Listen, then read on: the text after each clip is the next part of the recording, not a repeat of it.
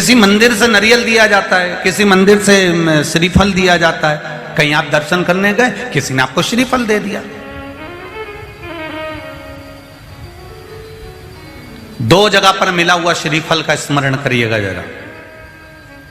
एक कोई आपसे मिलने आया, कहीं आपको सम्मान के लिए बुलाया, सत्कार के लिए बुलाया, कोई ने अतिथि के रूप में बुलाया, आपको शाल ओढ़ाया और श्रीफल दे दिया।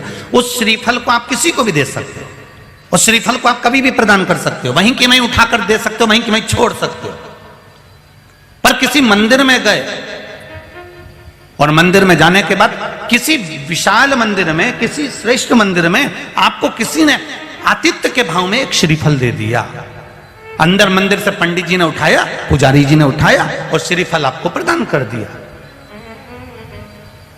अब वो श्रीफल का तुम क्या करोगे?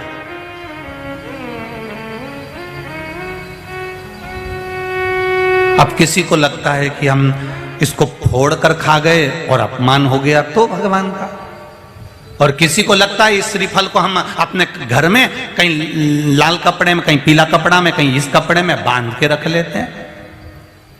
महाराज, कई लोगों को लगता है इस श्रीफल को हम किसी दूसरे को देते हैं, पर भगवान का प्रसाद हमको मिला था, हम कैसे दूसरे को देते हैं?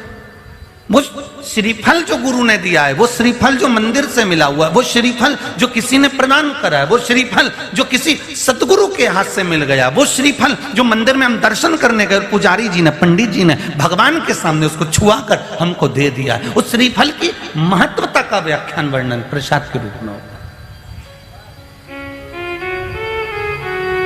आप उस श्रीफल को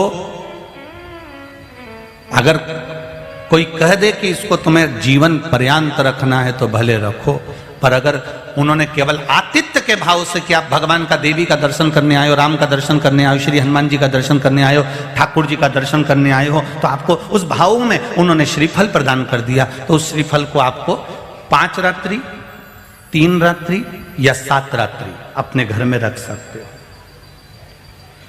11 रात्रि तक भी रख सकते हो। और यदि आप उससे प्रसाद में प्रयोग में लेना चाहते हैं तो प्रसाद में भी उसको पा सकते हैं। फिर कोई रात्रि को नहीं देखना आपको तो बस मिला, आपने 2-3 दिवस में उसको प्रसाद में प्रयोग में ले लिया।